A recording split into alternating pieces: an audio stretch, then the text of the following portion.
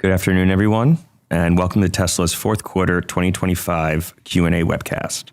My name is Travis Axelrod, Head of Investor Relations, and I'm joined today by Elon Musk, Vaibhav, and a number of other executives. Our Q4 results were announced at about 3 p.m. Central Time in the update deck we published at the same link as this webcast. During this call, we will discuss our business outlook and make forward-looking statements. These comments are based on our predictions and expectations as of today. Actual events or results could differ materially due to a number of risks and uncertainties, including those mentioned in our most recent filings with the SEC. During the question and answer portion of today's call, please limit yourself to one question and one follow-up. Please use the raise hand button to join the question queue. Before we jump into Q&A, Elon has some opening remarks. Elon? Thanks, Travis. So we've updated the Tesla mission to Amazing Abundance, and this is intended to send a message of optimism about the future. I think we're most likely headed to an exciting, amazing era of abundance, and I think with the advent or with the continued growth of AI and robotics, I think we actually are headed to a future of universal high income, not universal basic income, but universal high income.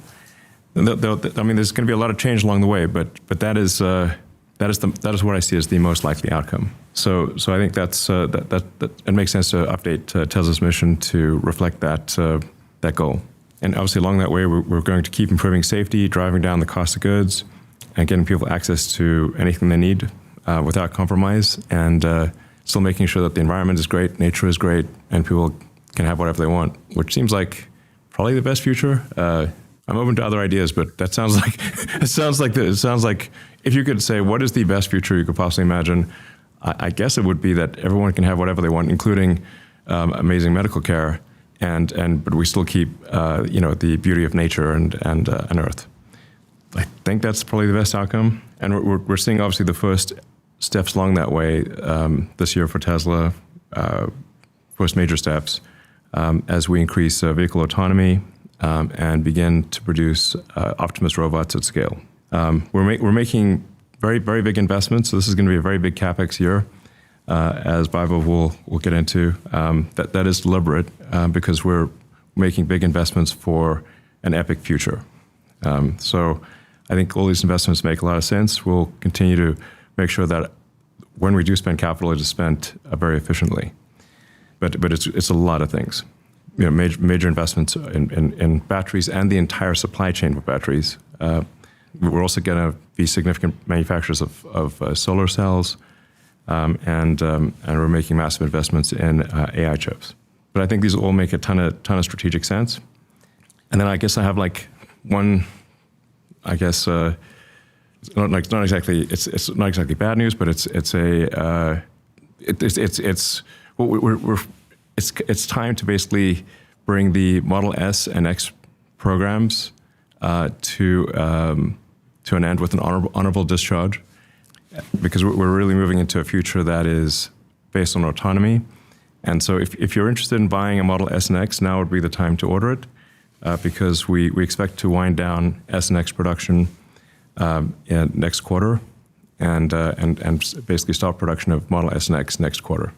We'll obviously continue to support the Model S and X programs for as long as people have the vehicles, but we're going to take the Model S and X production space in our Fremont factory and convert that into an Optimus factory, which will, with the long-term goal of having 1 million units a year of Optimus robots in the current SX space in Fremont. So that is it's slightly sad, but it is time to bring the SX programs to an end and shift. Really, it's part of our overall shift to an autonomous future. As my profile picture on X said for a few months there, the future is autonomous. So let's say with respect to full self-driving and Robotaxi, people are obviously following with very close attention the progress of FSD, and you can experience it for yourself. If you've got a Tesla, you notice with every software update, the car gets better and better at autonomy, and we're able to do our first rides with no safety monitor in the car in Austin. These are paid rides, so these are just sort of randomly selected paid rides with no safety monitor. I think maybe as of maybe yesterday or so, we actually don't even have a chase car or anything like that. So these are just cars with no people in them, and no one's following the car in Austin. So we obviously are being very cautious about this because we want to have no injuries or serious accidents along the way. So I think it makes sense to be very cautious, but you'll see the amount of autonomy increase dramatically, I think, every month, essentially. And then there will also be an opportunity, something we've talked about for a long time, for existing owners of Teslas to add or subtract their cars to the fleet, kind of like how Airbnb works, where you can add or subtract your house to the Airbnb inventory. And I think probably the value of the Tesla, the sort of partial people adding or subtracting their cars to Tesla autonomous fleet is probably a little underweighted by a lot of people, because we've got millions of cars with AI4 that can do this. So it's that it might potentially, I think it will provide an opportunity for a lot of customers to earn more by lending their car to the fleet than their lease cost to Tesla. Yeah, which is it's kind of like you get in that scenario, you basically get paid to own a Tesla. It's quite a good scenario, and we expect to have fully autonomous vehicles in probably somewhere between a quarter and half of the United States by the end of the year, pending regulatory approval. A big factor would be if there's some kind of federal preemption for autonomous vehicles. In the absence of that, you kind of have to go on a city by city or state by state basis. But nonetheless, we even if it is city by city, state by state, we expect to be in dozens of major cities by the end of the year.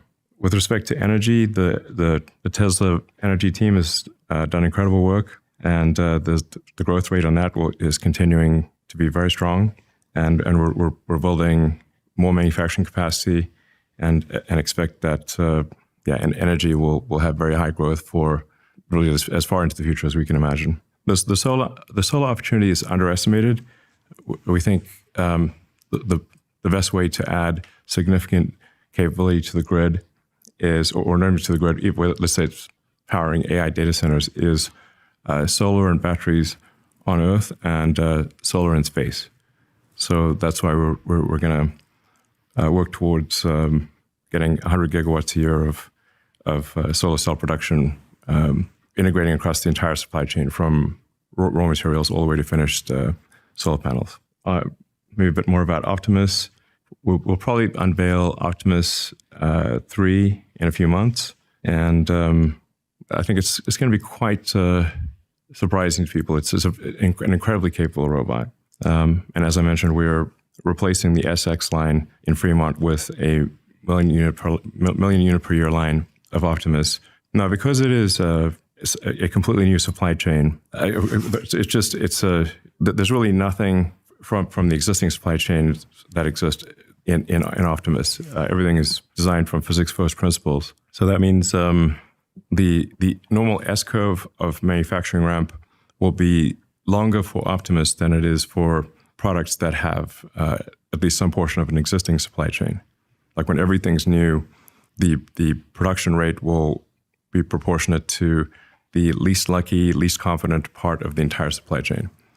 And if there's 10,000 things that need to go right, it only takes one to be slow to lag that. But so it will be sort of a stretched out S-curve, but I'm confident that we'll get to 1 million units a year in Fremont of Optimus 3. And this Optimus really will be a general purpose robot that can learn by observing human behavior. So you can demonstrate a task, or literally verbally describe a task, or show it a task, even show it a video, and it will be able to do that task. So it's going to be a very capable robot. I think long-term Optimus will have a very significant impact on the U.S. GDP. It will actually move the needle on U.S. GDP significantly. So in conclusion, there's still obviously many who doubt our ambitions for creating amazing abundance, but we're confident it can be done. and that we're making the right moves technologically to ensure that it does. And Tesla's obviously never been a company to shy away from solving some of the hardest problems. I think that's kind of how you build value in a company, is you solve hard problems. It's like, I don't know how you create value by solving easy problems. So there's a lot of hard problems that the Tesla team is going to solve, but it's an incredibly talented, hardworking team. And I'd like to thank actually everyone at Tesla for their incredible hard work. And it's an honor to work with such a talented group. So thank you to everyone who is supporting this mission. The future is more exciting than you can imagine. Fantastic. Thank you so much, Elon. And next we have some remarks from Vaibhav. Thanks, Travis. So Q4 25 was an interesting quarter in a couple of respects. On the autos front, while in Q3 we saw a surge in US demand before the IRA consumer credit cliff, pulling in some demand from Q4. In other parts of the world, we saw increase in demand leading to record deliveries in smaller countries like Malaysia, Norway, Poland, Saudi Arabia, and Taiwan, while continued strength in the rest of APAC and EMEA. We therefore ended 2025 with a bigger backlog than in recent years. Note that none of these countries have the latest version of FSD supervised available yet. On the storage front, we hit yet another record in terms of deployments. I would like to thank our customers and Tesla in continuing this momentum. On the automotive margins front, automotive margins excluding credits improved sequentially from 15.4% to 17.9%. The automotive gross profit was flat sequentially despite 16% lower deliveries, primarily due to regional mix as we had proportionately more deliveries in APAC and EMEA. As we look to 2026, with the progress that has been made with Autonomy, our focus is on ramping production at all our factories. Our biggest constraint globally continues to be on the battery pack front. While our teams have been creative in trying to resolve the situation by now putting 4680 cells in non-structural packs, we continue to iterate, improving things from here on. FSD adoption continued to improve in the quarter, reaching nearly 1.1 million paid customers globally. Of these, nearly 70% were upfront purchases. It is important to note that beginning this quarter, we are transitioning fully to a subscription-based model for FSD. Therefore, net additions to this figure will primarily be via subscription model and in the short term will impact automotive margins.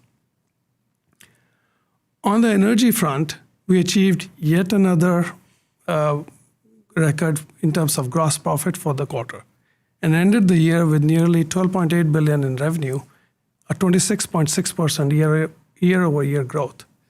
This was the result of high deployments in all regions and continued strength in demand for both Megapack and Powerwall.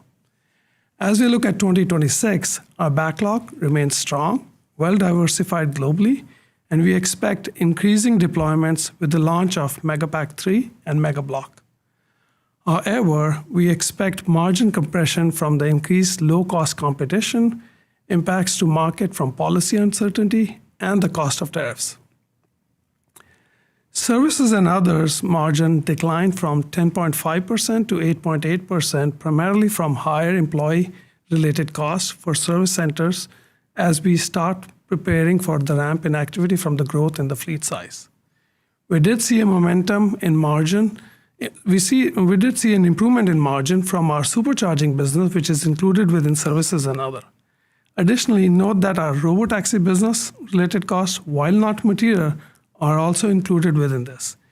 Given that we're still in the early phase of our fleet deployment and are still doing a lot of validation testing, the revenue and cost per mile metrics are not meaningful to discuss at the moment. Then on total gross margin front, we ended the quarter with over 20.1%, something which we haven't achieved over the last 2 years. This improvement came despite the impact of lower fixed cost absorption and the impact of tariffs, which were in excess of $500 million in Q4.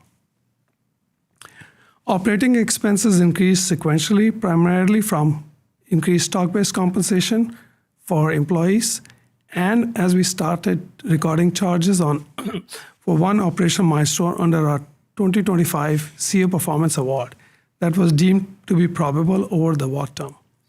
Additionally, our spend on AI-related initiatives and new products like Cybercab, Semi, Optimus, and Megapack, etc., continues to be at elevated levels, and we expect this trend to continue for the full year 2026. Net income was negatively impacted from mark-to-market charges on a Bitcoin holding, which depreciated 23% as compared to the last quarter, and the impact of unfavorable impact of FX, primarily from our large intercompany borrowings. On the free cash flow front, we ended up at 1.4 billion. We did end up CapEx being slightly below our previous guidance of 9 billion. But like as Elon already mentioned, this year is going to be a huge investment year from a CapEx perspective.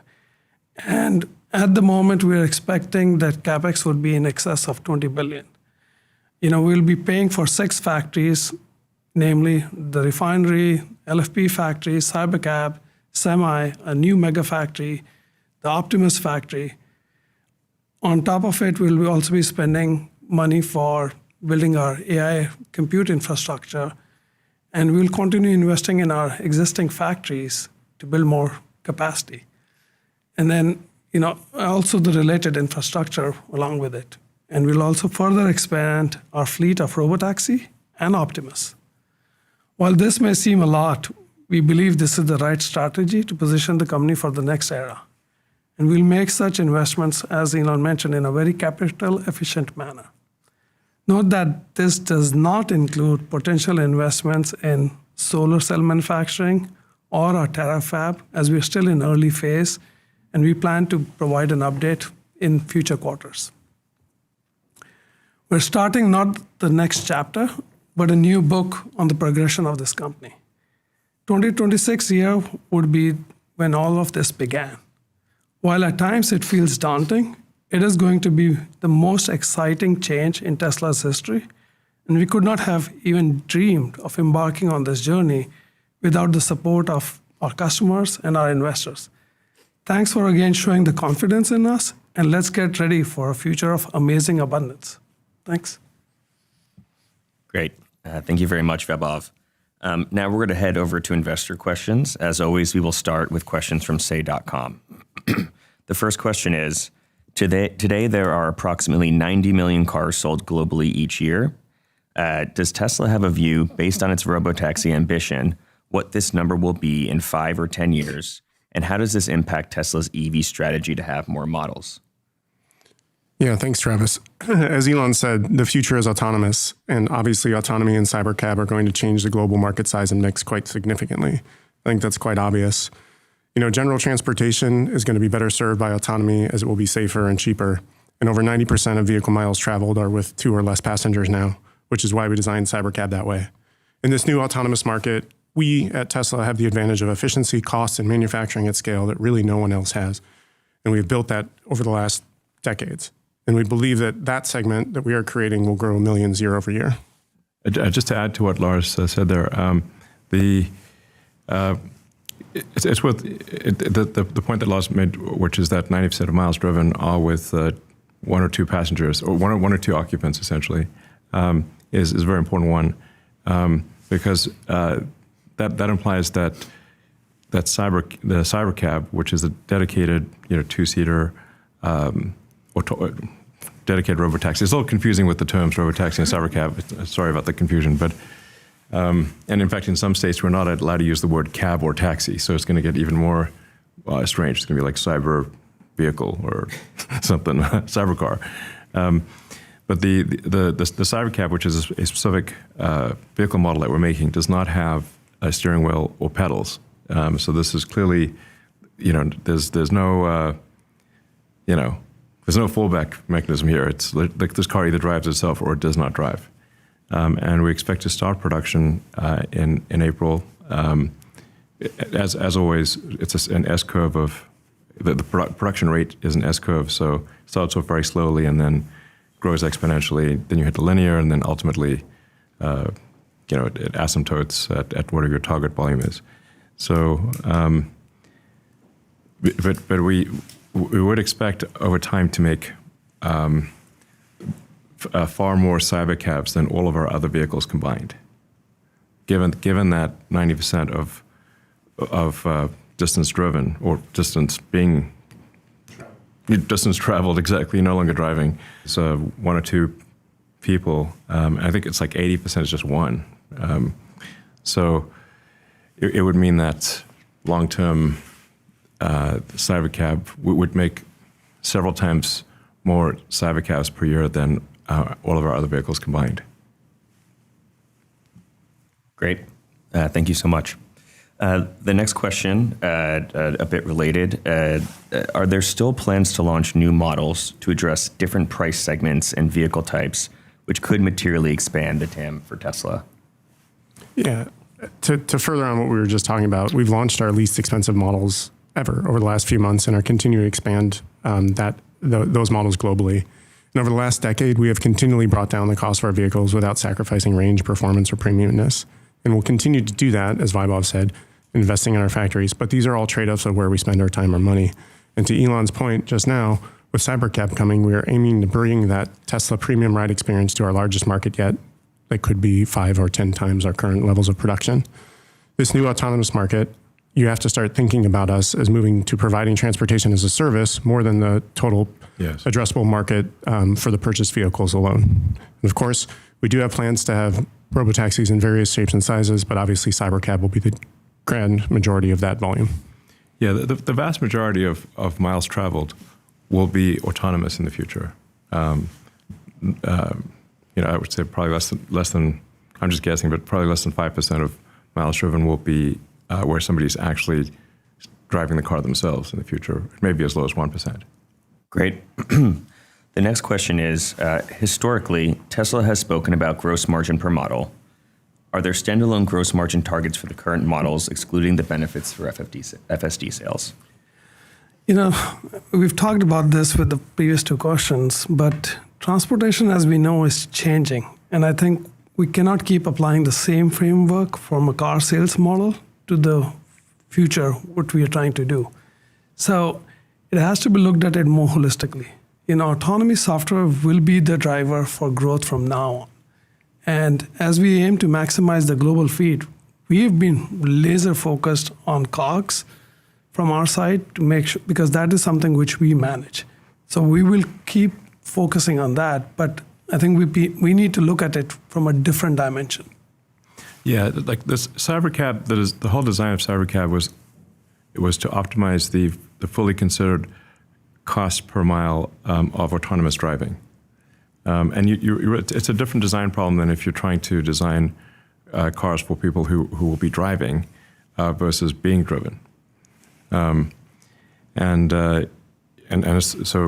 Cybercab is, like I said, super optimized for minimum cost per mile and also for a much higher duty cycle. So it would expect Cybercab to be used, probably 50 or 60 hours a week instead of the 10 or 11 hours a week that a driven vehicle is used. So typically people might drive their car for an hour and a half a day on average, so it's like 10 hours per week out of 168. But I think an autonomous vehicle is likely to be used probably 5 times as often, which means that you need to design the vehicle for a much more wear and tear per unit time and much more resilience. It's more like a commercial truck. That's in continuous operation or close to continuous operation is how you design an autonomous vehicle. And so we will have larger vehicles in the Cybercab in the future that are designed for full autonomy. And we've actually shown pictures of this and in fact have shown prototypes. So this is not exactly a secret. In fact, we've given people rides in them. So, we're not keeping this, hiding this light under a bushel here. It's like we're literally saying what we're going to do and have said what we're going to do for a while. I think long term we would really the only vehicles that we'll make will be autonomous vehicles, with the exception of the next generation Roadster, which we're hoping to debut in April. Hopefully. It's going to be something out of this world. Fantastic. The next question we unfortunately have to skip because it's not related to Tesla, and we would like to remind folks who use the Say platform to please focus these questions on Tesla. So with that in mind, we're going to move on to the next question, which is, what is the current bottleneck to increased robotaxi deployment and personal use unsupervised FSD? The safety and performance of the most recent models. Is it the safety and performance of the most recent models, or is it people to monitor the robotaxis in car or remotely, or is there some other blocker? I don't know, Ashok, if you want to kick off on this one. Yeah, we have scaled the robotaxi service that's available to customers over the last year in order to just learn the scaling problems without having to wait for the unsupervised. Basically, like two goals. One is learn as much as possible from the fleet with the safety monitors, and secondly, be laser focused with the engineering team to solve the unsupervised FSD problem. I think we did both. By the end of last year, we had a long tail of issues that we were able to churn through, and then in the last couple of weeks, we had started our unsupervised robotaxi service to public customers in Austin. I think some customers took rides last week, and also the service continues today without any rear car or something like that. Separately, we did scale the fleet size in the Bay Area and in Austin, and through that we learned issues with charging and other issues that we would have seen once we scale the unsupervised fleet. So both are happening in parallel. A variant of the software that's used for the robotaxi service was shipped to customers with V14, and customers saw a huge jump in performance, a lot of happy feedback from customers. And since then, we have improved the software significantly as well. And customers will continue to see with their own software releases that the software is so good that they're screaming to remove the driver monitoring software because they're bored inside the car too much. Adding to that a little bit with what Ashok said about learning about our charging and service needs, we're using our vast network of charging and service centers that really only Tesla has in this space to jumpstart our infrastructure build-out needs to get ahead of robotaxi and autonomous vehicle demand. And we expect that because of this network, we are the only company capable of scaling at the rate that is needed for the tsunami of autonomy that is coming. Great. Moving on to the next question. After the unveil of the Cybertruck, Elon stated that if it didn't sell well, Tesla would build a more conventional-looking pickup. How practical would it be to create this new design on the Cybertruck architecture, and could it be conveniently built on the existing production lines? Actually, in its segment, Cybertruck continues to be a leader and is selling more than any other electric truck out there, while our competition continues to pull back. But to the question itself, from a line standpoint, we always design our lines to be super flexible. We built 3 and Y on the same line. We built S and X on the same line still, showing that we can do that. The Cybertruck line was designed in the same way and is one of our most fully ready for autonomy platforms. Yeah. We will transition the Cybertruck line to just a fully autonomous line. And there's obviously a market there for cargo delivery, like you say, like localized cargo delivery within a city, within a few hundred miles, something like that. There's a lot of cargo that needs to move locally within a city, and an autonomous Cybertruck could be very useful for that. Great. Moving on to the next question. Regarding Optimus, could you share the current number of units deployed in Tesla factories and actively performing production tasks? What specific roles or operations are they handling, and how has their integration impacted factory efficiency or output? We're still very much at the early stages of Optimus. It's an R&D, still in the R&D phase. We have had Optimus do some basic tasks in the factory, but as we iterate on new versions of Optimus, we deprecate the old versions, and so it's not I wouldn't say it's not in usage in our factories in a material way. It's more so that the robot can learn. we wouldn't expect to have any kind of significant Optimus production volume until probably the end of this year. Great. Adding to it, like Optimus Gen 3 is an awesome robot that It is awesome. It's an awesome robot that minimizes any differences. Like it's basically, it looks like a human. People could be easily confused that it's a human. And this helps our strategy for the AI too, because you can learn from how humans do these tasks, and it's very easy to teach the robot to do in the same way as opposed to previous robots.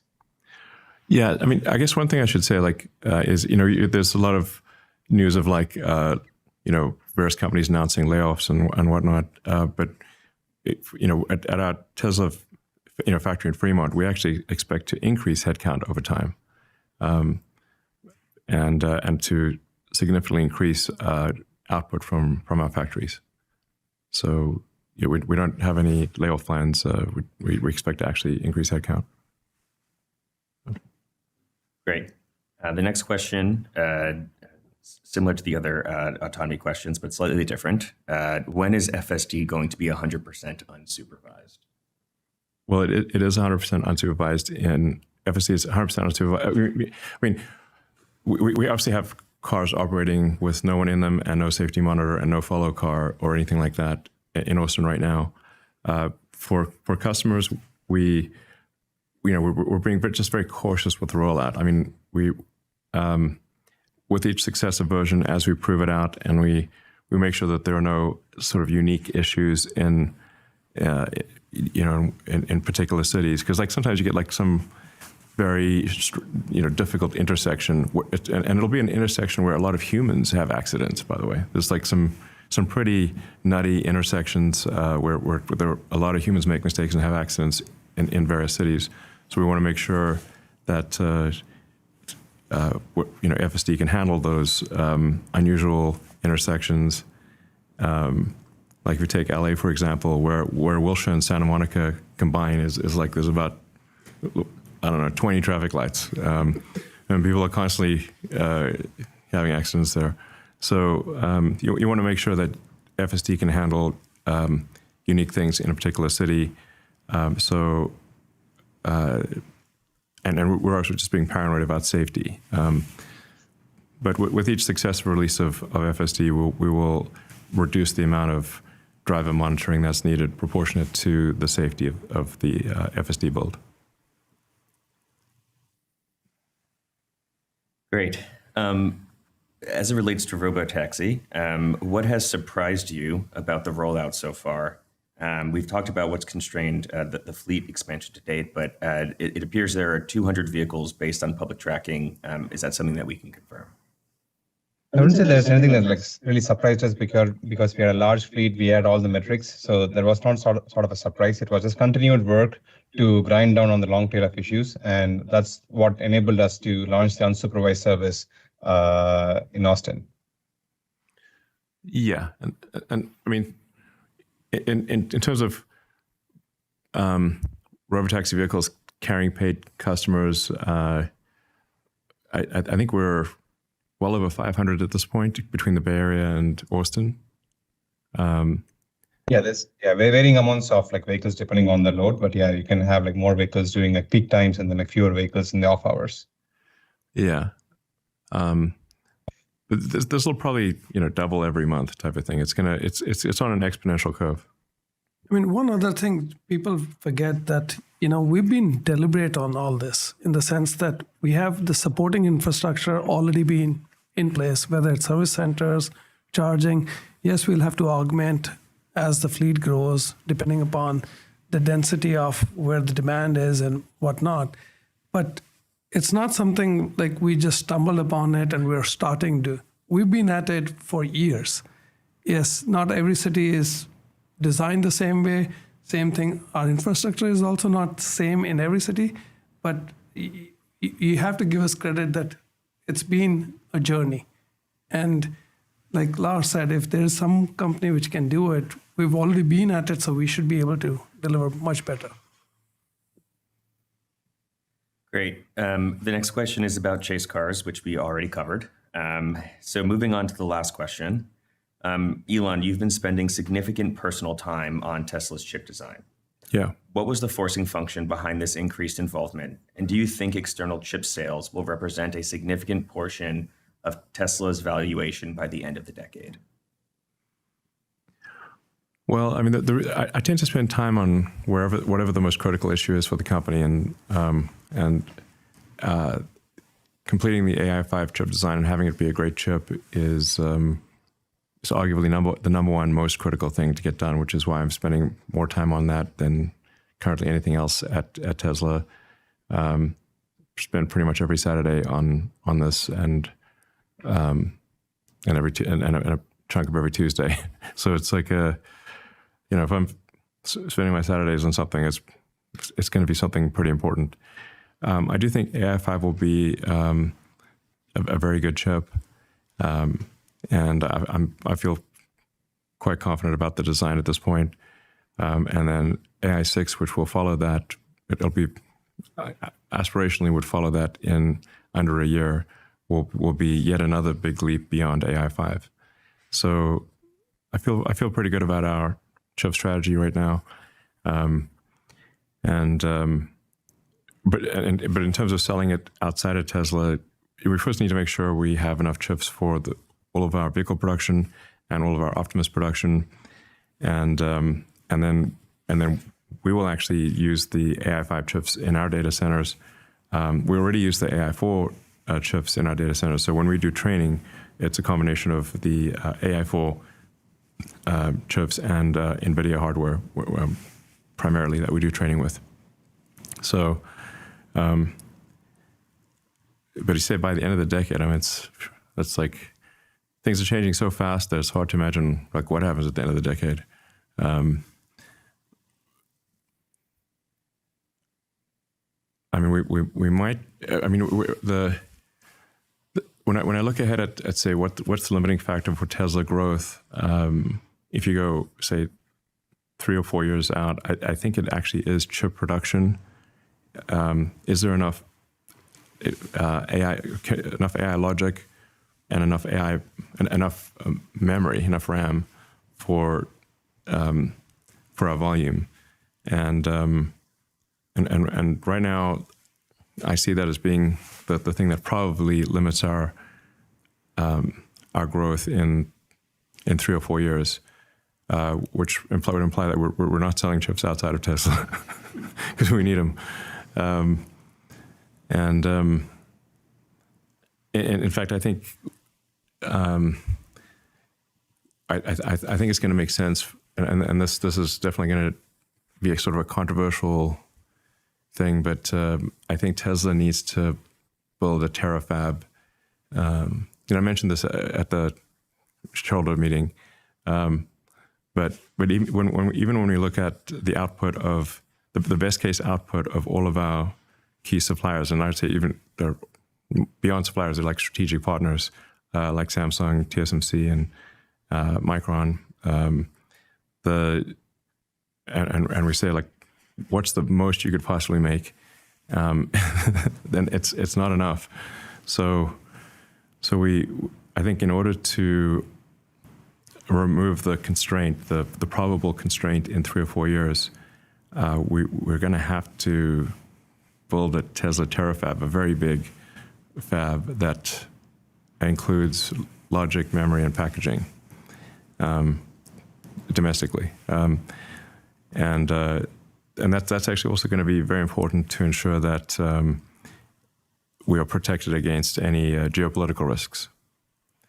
I think people may be underweighting some of the geopolitical risks that are going to be a major factor in a few years. So now, a lot of people will say that's crazy. Fabs are really hard. I'm like, yes, I know fabs are really hard. I don't think they're easy. But we do hard things. We do a lot of hard things. We didn't used to have car factories. We didn't used to have battery cell factories or lithium refineries or mega pack factories or all these other things. We figured it out. So I think it's I think if we don't do the Tesla Terafab, we're going to be limited by supplier output of chips, and I think maybe memory is an even bigger limiter than AI logic. So, for example, we have chip supply deals with TSMC in Arizona and Samsung in Texas, but currently there are no advanced memory fabs at scale in the United States. There are zero, literally zero. Hopefully, Micron will have something going in a few years because they're all headquartered in Idaho, where they make a lot of potato chips. We need to make computer chips too.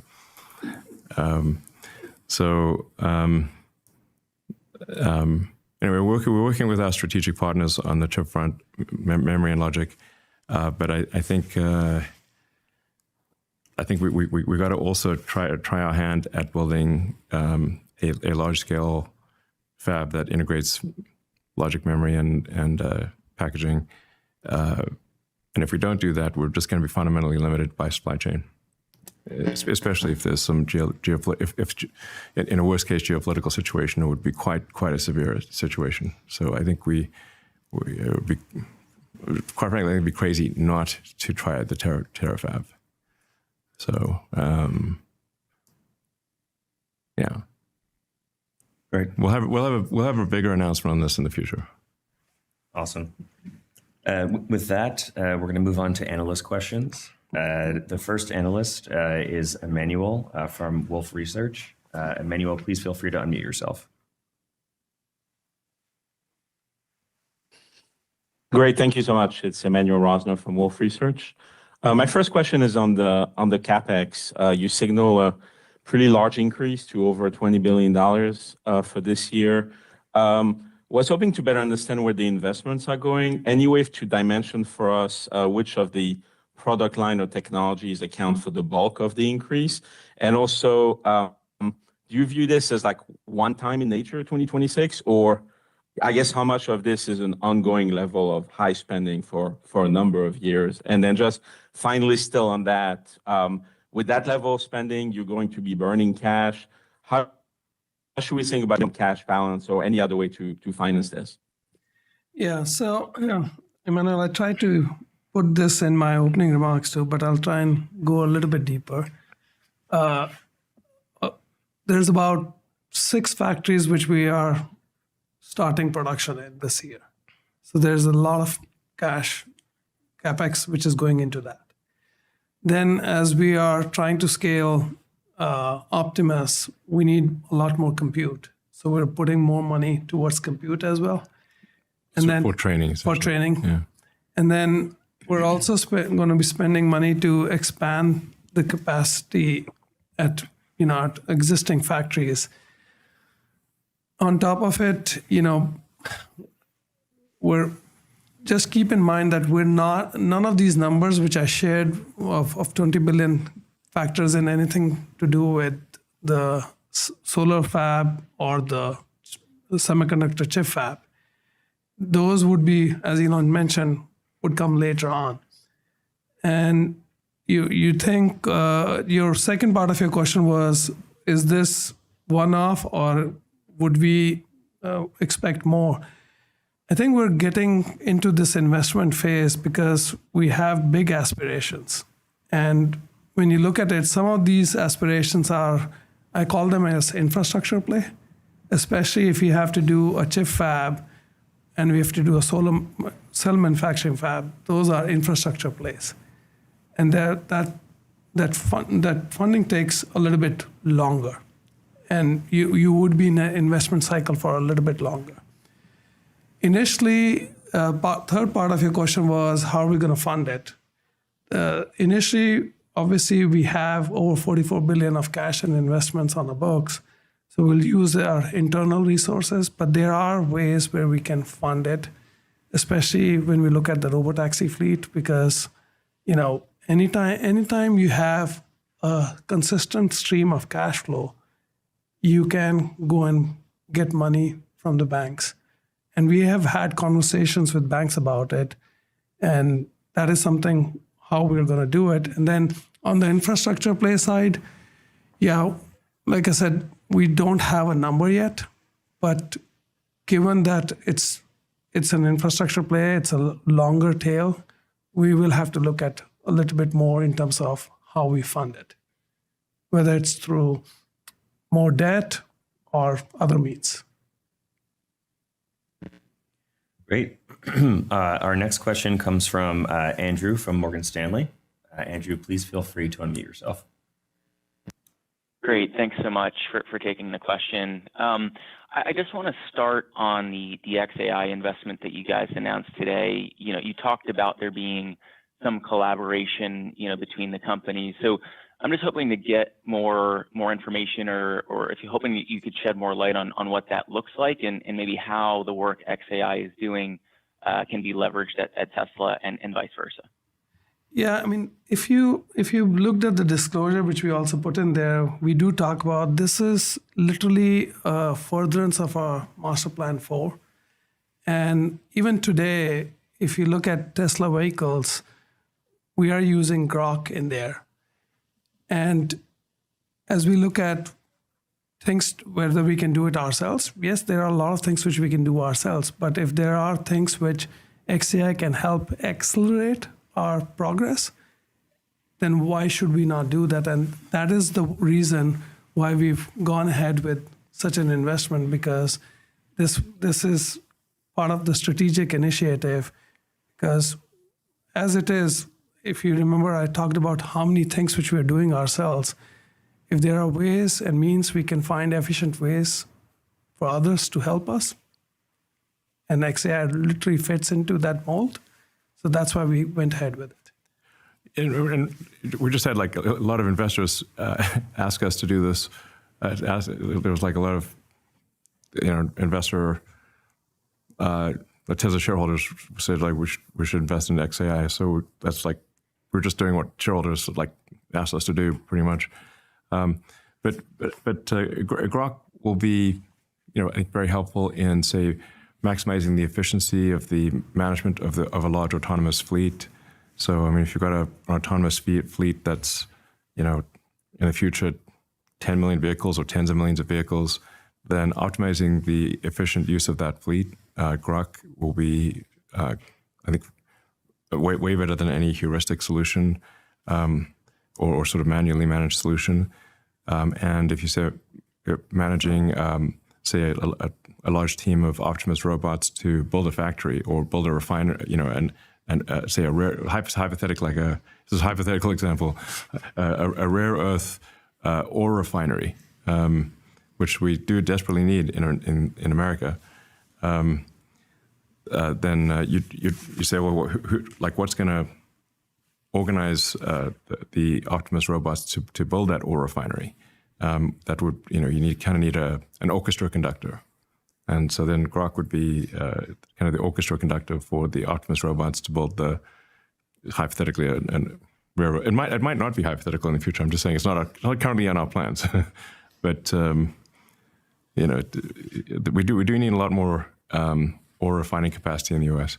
So then what's going to manage, let's say 1,000 Optimus robots to do.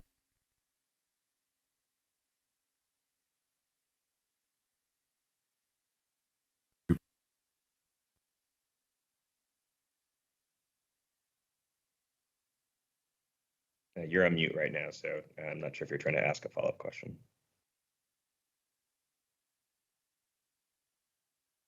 Ready. We're going to move on to the next question, which is coming from Dan Levi at Barclays.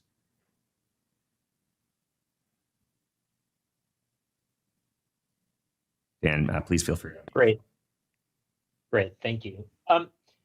Elon, you talked about some of the constraints on memory. Given the very tight supply, are there any near-term constraints on procuring memory? And if there are, to what extent could you look at modifying the functionality in the vehicle, similar to what you did in 21 when we saw shortages on MCUs? And maybe how are you thinking about bridging in the next few years?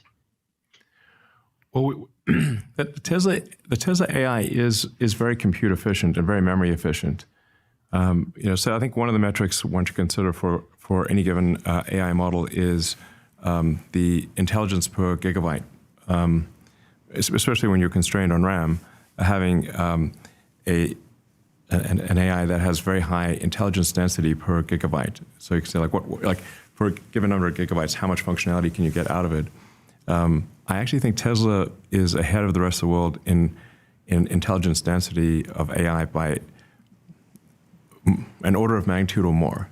This is going to sound like a pretty bold statement, but I kind of know what the intelligence efficiency of the big models are, like Grok, and like the honest and a bunch of the other models, and I Tesla's AI is like, in terms of its memory efficiency, I think more than an order of magnitude better. So that puts us in a pretty good position actually for scaling, and we actually do think that we do have a solution for logic and memory for, let's say, the next roughly 3 years. But if you start going beyond 3 years, and we look at the scaling plans and how many fabs are getting built, and especially if you factor in geopolitical uncertainty, there's always risk that maybe those chips don't arrive that people were expecting to arrive. So that's why I think we need to have more fab capacity in the U.S. Just in case chips don't stop arriving for any reason. But, this is really existential for Tesla, because if Optimus is completely useless without an AI chip. It's not like at least the cars we can put steering wheels and pedals in or retrofit them if need be, but Optimus is just a mannequin without it's like the Tin Man or whatever from the Wizard of Oz, but even worse, at least the Tin Man could walk. Optimus won't even be able to, or just sit there without an AI chip. So we've got a good solution for a significant scale through for the next roughly 3 years. Beyond that, we will be supplier limited, and so we've got to figure out some game plan to not be supplier limited. Great. Our next question is going to come from George at Canaccord. George, please feel free to unmute yourself. Hi, everyone. Thank you for taking my question. So there's been a surge of startups, particularly from China, entering the humanoid market, and wondering what the long-term competitive advantages that keep Tesla ahead are, and how, based on what you've seen, will Optimus fundamentally differ from these competitors? Thank you. Well, I do think that by far the biggest competition for humanoid robots will be from China. China is incredibly good at scaling manufacturing, actually quite good at AI, as you can see from the open source, or not the open source, but the sort of, I guess some of them are open actually, but basically the models that China is distributing for free are actually quite good, and they keep getting better.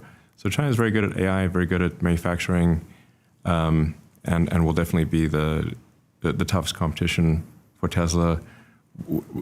To the best of our knowledge, we don't see any significant competitors outside of China, but China will definitely be tough competition. There's no two ways about it.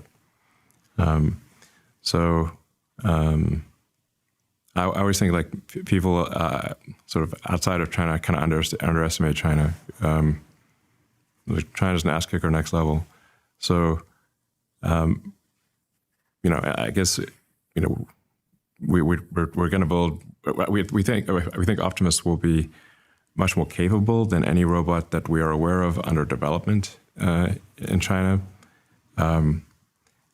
So we think we'll be ahead in terms of the real world intelligence, the electromechanical dexterity, especially the hand design, which is by far the hardest thing in the robot. And in fact, I'd say there's really three hard things about humanoid robots: building an incredible hand that has the same degrees of freedom and dexterity as a human hand is an incredibly difficult engineering challenge. Then there's the real-world AI and scaling production. Those are the three hardest problems by far for humanoid robots. I think Tesla is the only company that actually has all three of those components. Yeah. Great. And our last question is going to come from Colin at Oppenheimer. Colin, please feel free to unmute yourself. Thanks so much. Guys, you talked a lot about the CapEx spend, but this is an incredibly ambitious technology development program that you're talking about. Can you talk a little bit about the R&D spend and how you're thinking about the synergies of the different components, particularly on the hardware side? If you think about batteries into chips, into memory, and the efficiency of the system, and what sort of advantages you think you'll end up getting out of some of these purpose-built devices that you'll end up integrating into multiple end markets. Well, really, all we're trying to do is make sure that we can scale to very high volume with autonomous vehicles, with humanoid robots, and that we address geopolitical risk, which I think there's so many companies out there that are asleep at the switch with regard to geopolitical risk. They're or they just have their head in the sand and hope nothing bad will happen. I'm way more paranoid than that. I always think of Andy Grove's famous statement, "Only the paranoid survive." Why did he come up with that statement at Intel? Let's think. I think there's a lot of wisdom in that statement. So we're going to be paranoid and make sure that we can continue to build batteries and robots and AI chips no matter what happens. And companies that don't do that, a bunch of them will cease to exist. Yeah, remember, all this comes out of necessity. It's not that we want to do it. It's just we have no choice. Yeah, we built the most advanced lithium refinery in the world, by the way. It's not just, like our lithium refinery in Corpus Christi is not just a copy of what others have done. It's an entirely new process that is fundamentally more efficient and more advanced than anything else in the world. The same is true of our cathode refinery here in Austin. And we wish others would build this. Can other people please, for the love of God, help? The name of all that is holy. Can others please build this stuff? It's not the first time you asked. Exactly. This is not the first time you've said something like this. Like, why do we have to build these things? Why can others not also please? Can someone else build these things? It's very hard to build these things. And we build them out of desperation. Not because nobody else is building lithium refineries and cathode refineries. We're pretty much not just the largest, but also the only lithium refinery and cathode refinery in America. So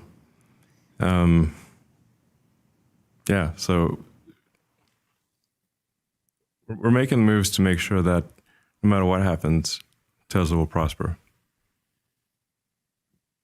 Great. Unfortunately, that's all the time we have for Q&A today. We really appreciate everyone's questions, and we look forward to talking to you next quarter. Thank you very much, and goodbye.